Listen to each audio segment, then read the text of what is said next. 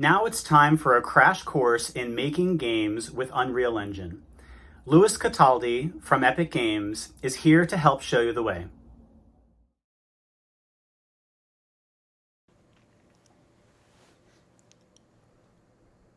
Let's begin by taking a look at the project structure of Unreal Engine.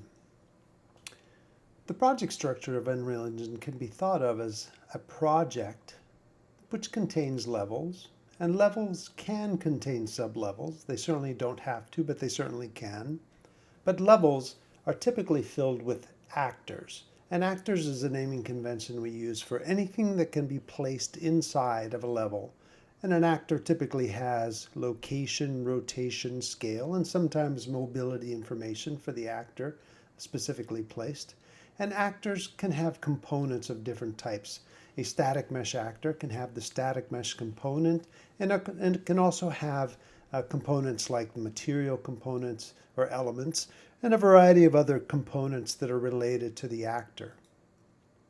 Now, when you create a brand new project in Unreal Engine, you're met with the interface that helps you to choose what you want to make. If you're working on a game project, you have templates that help you to choose what types of game you want to make. Same thing with film, television, and a live event, or architecture, engineering, construction project, automotive, production design, or manufacturing. You're encouraged to choose either whether you're going to make a blueprint-based project or C++. It doesn't really matter if you choose one or the other. You can always change your mind or integrate C++ into a blueprint project or blueprint into a C++-based project. You can choose a template or you can pull one in later in the project. You can choose your target hardware, whether you're going to go for a mobile type project or a desktop. And then if you want to choose some starter content, whether it's some static meshes or particle systems, or even some blueprints and additional maps to help you get started, you can do that. And you definitely want to choose some good naming convention. I've included a link here below to a UE4 style guide, which can give you some really good examples of proper naming conventions for both the assets and folder structures to help you get started. Now, when you are working inside of the levels inside of Unreal Engine, which is the proper naming conventions for what you're looking at inside of the viewport, you can always start with the levels that you start with at default, but you can always create a brand new level. And you can see that we can start with a completely empty level when you create a new level, or you can use the default level, which gives you a platform and a skybox, and a sky sphere to work with. You can use the new time of day system, which is a beautiful system with a sky atmosphere, or a basic VR level, which gives you some physics assets and some environment settings that are optimized for virtual reality. Now, as I mentioned before, an actor is basically anything that you can place inside of a level, and these can include things like sound actors, static meshes, skeletal meshes, blueprints, and actor class blueprints can be anything that you can place into a level. Cameras, lights, any types of volumes, including blocking volumes or collision volumes of different types, or even trigger volumes, and many more different types of things, as you can see from this list, are considered actors. Now, if we take a look at the user interface for Unreal Engine, this is a typical default user interface where we're met with a viewport. Inside the viewport is all of our actors, and we're looking at the level here. To the right, you can see the world outliner. That's number 5 on our list here, and our world outliner is basically a one-to-one representation of what we see inside of the viewport in our details panel below the world outliner. Now, these three all have a contextual relationship. So if you select, for instance, the chair in the viewport, it will be selected here in the world outliner, and that's what's represented in the details panel as well.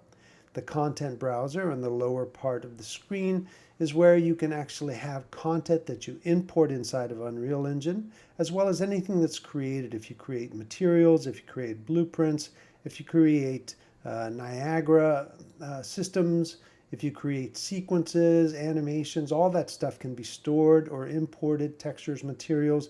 This is basically the library of content that you're working from your project with.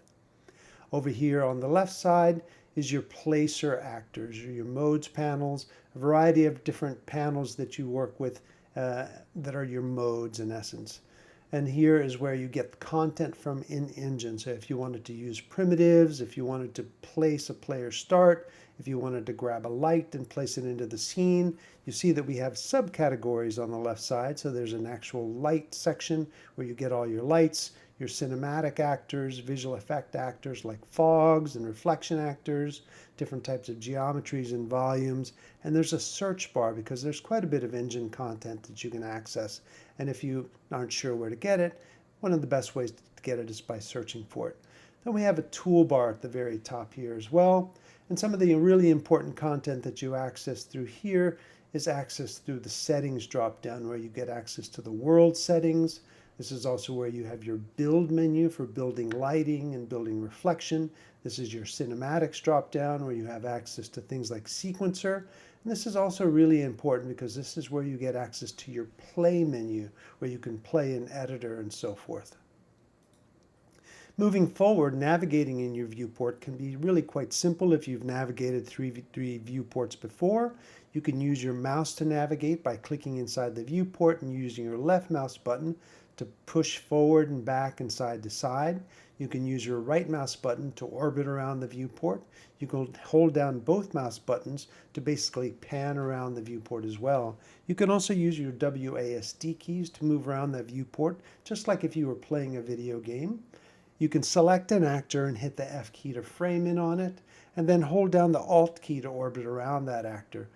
It takes a little bit of getting used to, but it actually becomes quite natural and very quickly.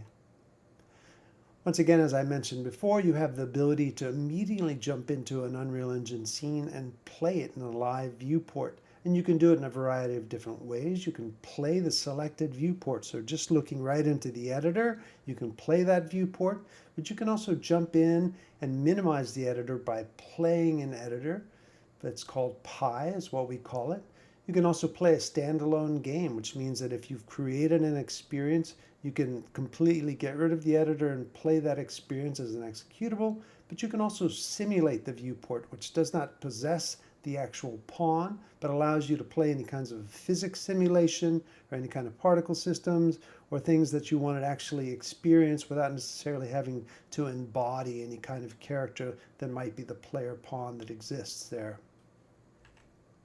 Now, if we start to talk about how to bring content into the engine, we call that the content pipeline. And one thing that's really important to note is that one Unreal unit is equal to 1 centimeter by default. And this can be really important because Unreal Engine is becoming more physically based at every turn. Our lights are physically based, our materials are physically based, our cameras are physically based, our physics is physically based. So this can be really important when working with your digital content creation tools outside of Unreal Engine, for instance, like Maya, Max, Houdini, Blender, any kind of tools, and to set those tools appropriately to make sure that you import your content at the appropriate size and scale. Importing content in Unreal Engine becomes really easy. You can use the green button, the import button right next to the green button in your content browser. If you've got the appropriate folder selected, which you can create by right-clicking and making new folders, you can import content directly into that folder by clicking on that import button, and it'll bring up a dialog box with all your import options. But another really easy way to bring content into the engine is to use drag and drop, which is supported both in Windows and the Mac platform. Another really powerful and amazing way that we recently have introduced is through the Quixel ecosystem. And so Quixel Bridge is a really powerful way to bring all the Quixel content into Unreal Engine, and it comes in with full materials if you choose to use those options, and full textures completely applied. And you should be well aware that if you've got an Epic ID, the same ID that you use to log into the Epic Games Launcher to play games like Fortnite, you have full access to the full Quixel suite of tools and the full library that's available through Megascan. So you can get assets like some of these 3D assets, bring them in, and you can see that by setting some quick import settings, you can bring them directly into Unreal Engine with a click of a button just by loading the plugin into the Megascans plugin into Unreal Engine. And this is a super fast and easy way to get amazing, very photorealistic content directly into Unreal Engine with a couple clicks of a button. Another very easy way to get really super high quality data from amazing packages like Rhino and SolidWorks, DeltaGen, VRED, and other architectural type packages and design packages is Datasmith, which is fully integrated into the engine. And then that goes through a data importer, and immediately you gain access to that content directly into Unreal Engine. This is fully integrated into Unreal these days, and you have full access through the Datasmith plugin, which is completely available and included in Unreal Engine 4.24 and 4.25. Once you bring content into the engine, you can manipulate that content if it's a static mesh through the static mesh editor and the skeletal mesh editor if you're manipulating in the skeletal mesh editor. And there are a couple of things you might want to do to these meshes once you get them in here. Now, a couple things that you want to think about when bringing content into the engine is that sometimes you don't necessarily want to model all this minute detail into the engine. You have to remember that Unreal Engine only works with triangulated data. So you don't want to bring in quadrangulated data into Unreal Engine. You really won't be allowed to. It's going to triangulate the mesh. But you also have to remember that we track all the metadata. So just hovering over your mesh will expose all this particular detail. But you also have to remember that if you want to interact with all of this content into the engine, you're going to have to build a collision mesh, either in your external DCC tool, but be aware that in the static mesh editor, we have the full ability to create all the collision meshes directly inside the static mesh editor by going into the collision meshes, collision drop-down menu. You can build all your collision meshes by using either simple primitives or using the auto convex collision tool to actually have those collision meshes generated based on the base mesh. You can also go into the mesh settings and actually use the actual visual mesh as your collision mesh at an additional cost. One of the other things that's important to note is that as you're working with meshes inside of the engine to optimize really large spaces, it can be really important to make level of detail meshes for them. You can also do this inside of your content creation tool, but Unreal Engine has the ability to make full auto level of detail meshes inside of the static mesh editor, and this is a really good way to optimize your projects. We also have the ability inside of the static mesh editor to make Lightmap UVS, and this is really important if you're using pre-computed lighting models. Once again, this is something that used to be something that you would do inside of your content creation tools, but now inside of the static mesh editor, we have the ability to generate Lightmap UVS and control the full ability to separate all the Lightmap islands and the UV islands, and full control of how many Lightmap channels that you utilize. And this is actually a great way to control all your Lightmap UVs inside of the static mesh editor and not have to necessarily rely on doing that in your digital content creation tools. Now, not only do we import both static meshes, skeletal meshes, using the FBX file format and USD, but we also import all the textures that you need. Now, there are some specific rule sets and guidelines that we like to use when bringing in texture data. We really need to control the way textures are used inside of Unreal Engine based on the physically based shading models that we're using. So we really require that all textures come in the power of 2. They don't necessarily need to be square, but they do need to be power of 2. And we support a variety of different file formats, including BMP, TGA, PSD, and for the compressed format, we use PNGs, JPEGs, DDS, and HDR formats as well. Once again, they don't have to be square, but they do need to be power of 2. And that is because we manage a great deal of texture data coming into the engine, and we have to control basically the way these things get compressed and the way they also get MIPed. And this is really important because just like meshes have level of details, textures have level of details. So we don't always want to show the highest resolution of texture in front of you. As a matter of fact, as you move away from a texture, we want to reduce the amount of detail that texture shows to our cameras. So we actually compress all those textures and create MIPs for them all, unless you specifically define that a texture shouldn't have a MIP. In some cases, your UI textures, you don't want necessarily to MIP, or HDR textures used for cube maps, you don't necessarily want to MIP. So you can tell that in your texture editor not to MIP those textures. And you can see in this example that if you don't MIP your textures, sometimes that they can get really noisy. So this is a good example of why you would want to ensure that your environment textures particularly get MIPed, because you can see on the right side here that unMIPed textures get really noisy as they start to get away from the camera.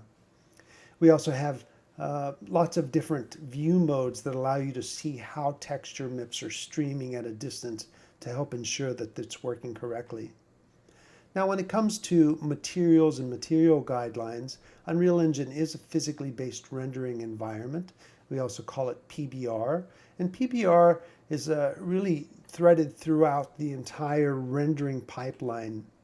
It removes the guesswork from authoring surface attributes, and it makes it much more predictable and accurate and visually consistent.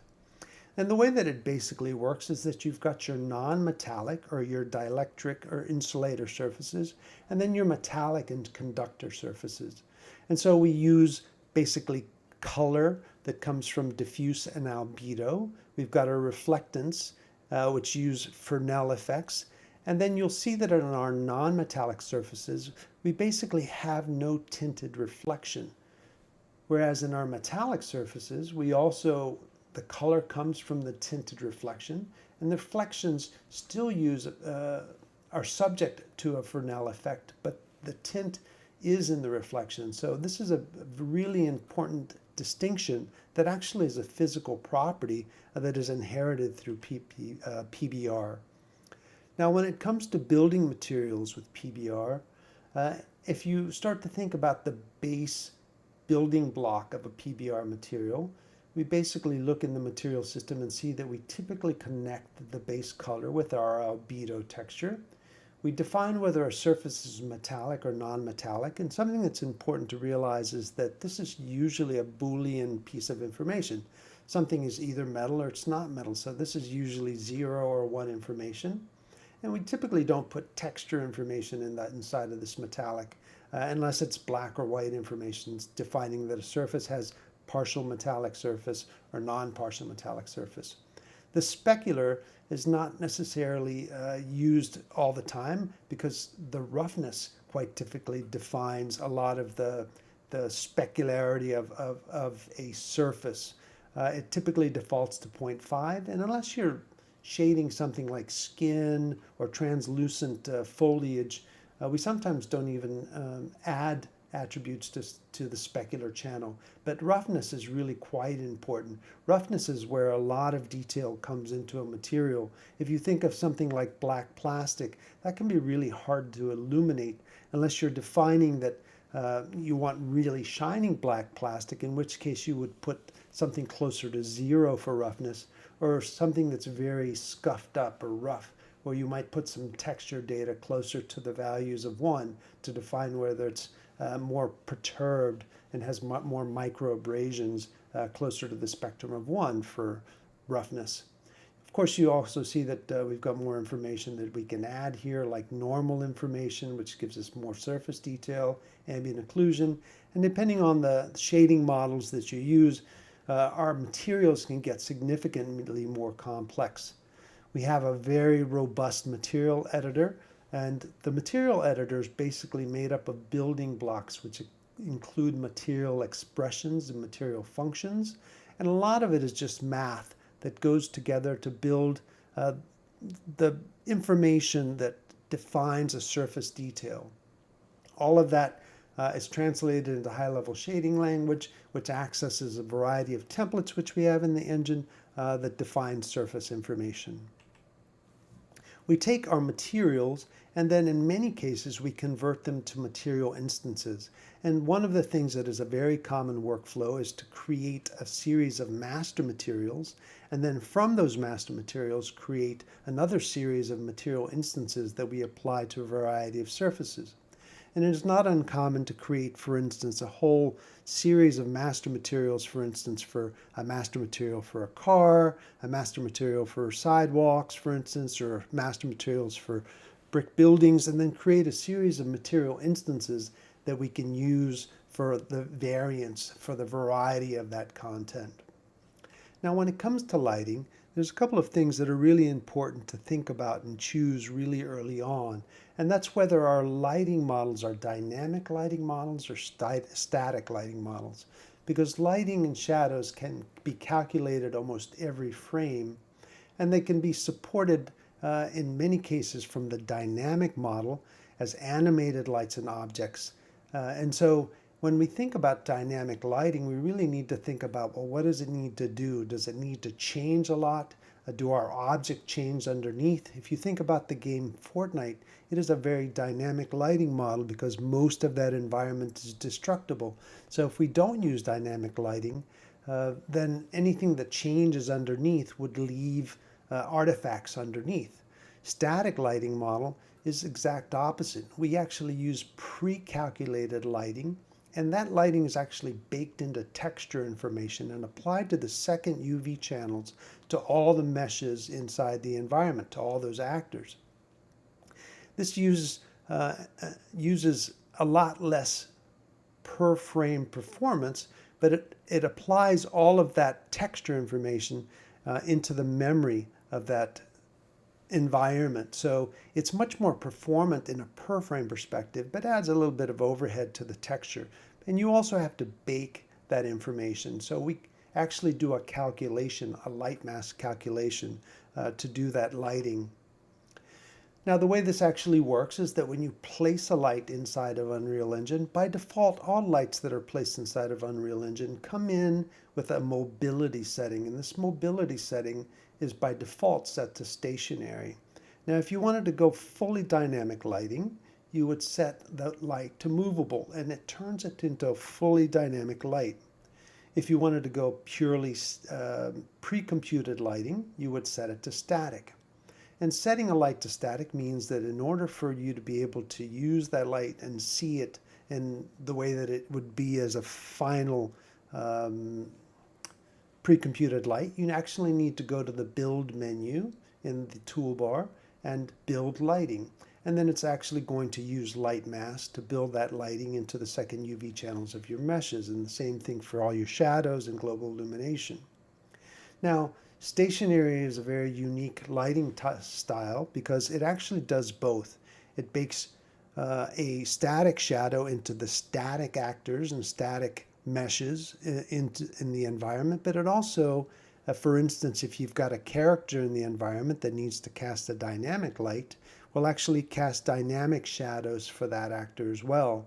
So if you think about a directional light, a sunlight that wants to, you only have one in the environment, you may want that light to be a stationary light because you want to bake the static meshes to have pre-computed lighting, but then you want that same light to have a dynamic light for your character walking around the environment. So this one light type and this one lighting mobility type can serve both purposes. Now, stationary lights do have one limitation, particular limitation, in that you can not have more than 4 stationary lights overlapping their influence at any given time, or it invalidates the 5th one. So for instance, if you have one stationary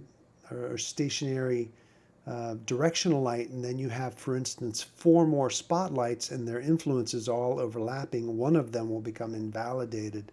So make sure that you're aware of that limitation. Now, the light types that are available to us inside of the engine are directional lights, point lights, spotlights, skylights, and rect lights. So of course our directional light is like a sunlight, something that you can place infinitely away. It's got rotational properties, but moving it will not influence your environment. You've got point lights, which is basically omnidirectional. It's like 6 spotlights pointing in every direction. You've got spotlights, which is unidirectional. It's got an umbra and a penumbra. You've got a skylight, which is basically your ambient light source. and basically creates a cube map, and that cube map can be used as, in essence, image-based lighting. And then you've got a rect light, and that rect light can be used. It has barn doors. You can basically use it to define width and height. And if you, for instance, want to cast illumination from a TV screen, or if you've got a big window and you want to amplify the illumination coming out of that window, you could put a rect light in that window and pump light into the environment through that. So these can be really useful. You can also use them for, you know, set lighting and things of that nature. Once again, I want to make sure that you're aware that if you're using pre-computed lighting and you want that to be baked into your environment, you need to make sure that all your meshes have second UV channels. And when you're making second UV channels, they can't overlap, those UV channels. They need to have adequate padding, or you end up getting what's known as shadow overlap or shadow smearing. And you can make them in your DCC app and import them. But we do have a really powerful tool for auto-generating those inside of the engine, and they can be auto-generated at import time. Now, another thing that's really important is reflections. And reflections can be really hard to calculate at real time. And we have three different types of reflections, all of which have, you know, their own pros and cons. So the main three types of reflections that we have to consider, two of which are really kind of represented here and are kind of the same. We've got spherical reflection captures and box reflection captures, and these two are actually very similar in many ways. They're both fairly optimized reflection types. We use a lot of reflection captures, and you can use these pretty liberally in an environment.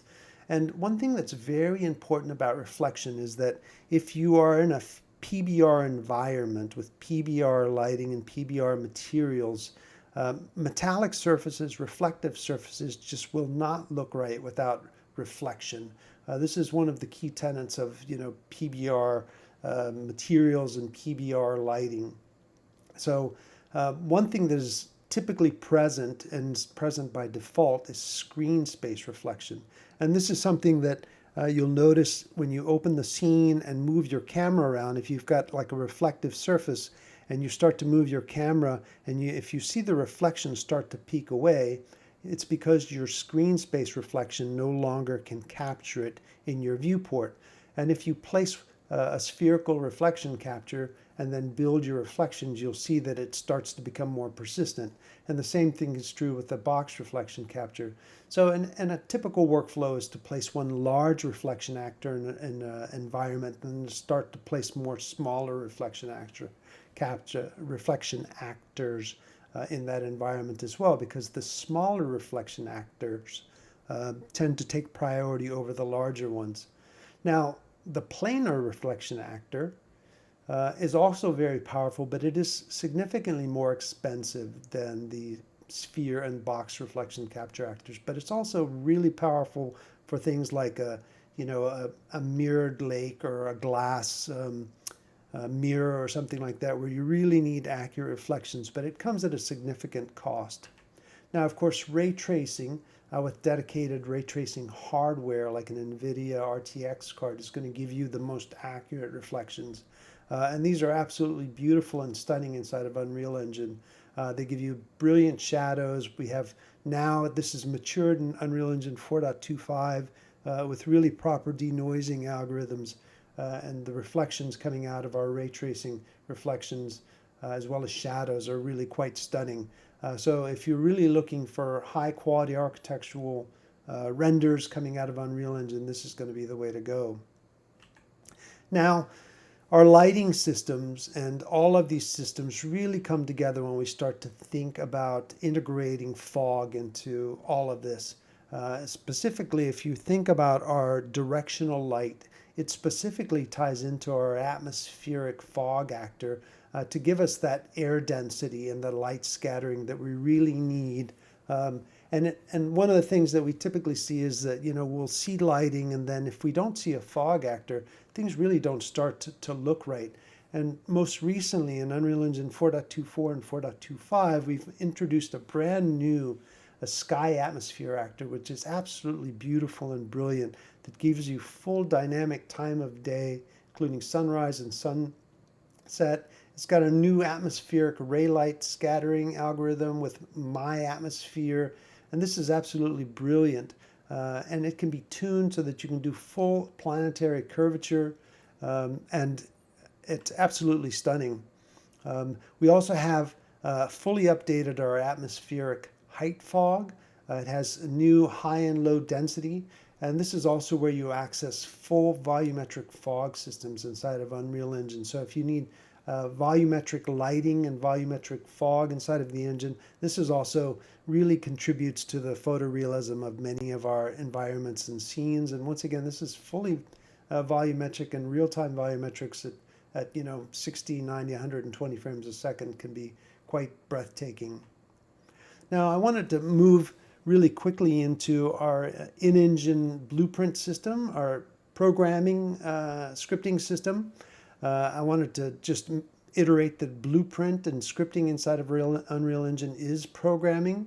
It's node-based programming. It's compiled visual scripting language, and it compiles very fast. It's completely embedded within Unreal Engine. Users string together node connections that you can see the results instantly. It's like programming with Legos, and it contains many of the same features as a scripting language. Blueprints was designed to bridge the gap, to make programming appeal to those that are not professional coders, and it frees up engineers to keep working on low-level engine tasks. And over time, we noticed that blueprint devs were starting to think more like traditional programmers, and it really paves the way for non-coders to get up to speed with programming tasks and how it actually works. And it makes everyone able to prototype and develop systems inside of the engine without necessarily having to go to a programmer and say, hey, can you implement this idea for me? So it really liberated a lot of designers and artists. Now, one of the really powerful systems and things about Unreal Engine is that it is object-oriented. So you can create actor class blueprints of all different types, and they can really work within the framework and the hierarchy class of the engine, which is really quite empowering.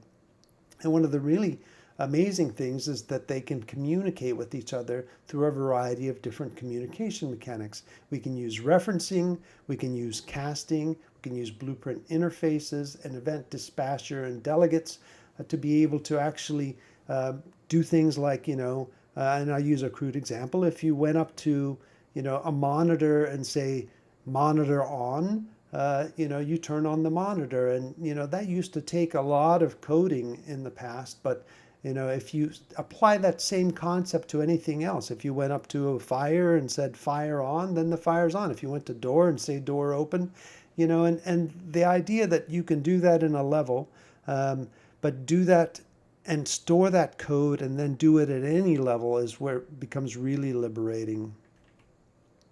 Now, blueprints also have the construction script ability, which is like constructors in code, which actually add a great deal of proceduralism. And this is one of the ways that you can build tools inside of Unreal Engine to automate tasks, which also is very powerful. Now, blueprints are really amazing, but one of the most amazing things is that you can use C++ to expose functionality to blueprint. So, for the programmers in attendance, you can actually very quickly and easily create blueprint nodes, and almost anything can be made blueprintable in essence. And so it's pretty straightforward and easy, and we can do a lot of heavy lifting in C++ and expose it to artists and designers, and the workflow is really quite straightforward. Now, I want to really quickly talk about some of the visual effects tools in Unreal Engine. This is also recently matured in Unreal Engine 4.25. Niagara is an amazing tool set, which adds a great deal of modularity to our visual tool set. Each Niagara emitter contains multiple effects systems that can be used with lifetime, location, and size, particles that behave in a variety of different ways, and each independent actor can live inside of the level, but also can be built inside of the content browser, and they can share a lot of different systems within Niagara to build a lot of functionality and work with other systems in Unreal, like our animation systems, even our audio systems and material systems, and even our sequencer system, which is our linear animation tool sets. So one of the really evolutions of our visual effects system is this modularity and our ability to create actors that can be placed and talk to each other similar to blueprints. So I really encourage you to take a look at the new Niagara system, which is breathtaking and quite powerful. Additionally, Sequencer is now 11, 12 versions old inside of Unreal Engine. And Sequencer, Unreal is basically a tool that you can give full agency to the user to do anything they want. But Sequencer gives you the ability to have a linear timeline. So as we look at the interface of Sequencer here, you can see that it's not dissimilar to Adobe After Effects or Adobe Premiere, or anything that has a linear timeline, where I can bring a variety of different actors and cameras and audio, lights, and all different types of things into here, the tree view of Sequencer. And then I've got my timeline and my track views here. And I can put different things, and including different subsequences into Sequencer.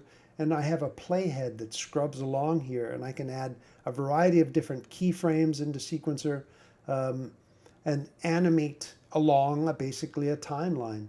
And this is something that people are using throughout the television, broadcast, and film industry to make fully animated movies and films, and has really been embraced wholeheartedly by the broadcast industry and the media and entertainment industry and the event-based industry, because of its ability to use the rendering and physically based photorealistic systems of Unreal Engine to do all kinds of amazing broadcast applications. One of the greatest powers that it outputs to a variety of different formats, including the ability to render out of all of our frame buffers. So if you want to render out any one of the custom depth passes, surface passes, ambient occlusion passes, any of that stuff can be output as separate render passes, including anything to EXR, JPEG, BMP, or you can just render out a whole movie out of it. Really powerful system, very worth exploring and experimenting with. You can animate just about anything inside of Unreal Engine within it, and there's much, much more to talk about. But my time is up now, and I look forward to a great many questions during the live session, and I look forward to meeting you all at Unreal Fest. Have a great time, and we'll see you soon. Thank you very much. Once again, my name is Louis Cataldi. I'm Education Evangelist, and have a great Unreal Fest.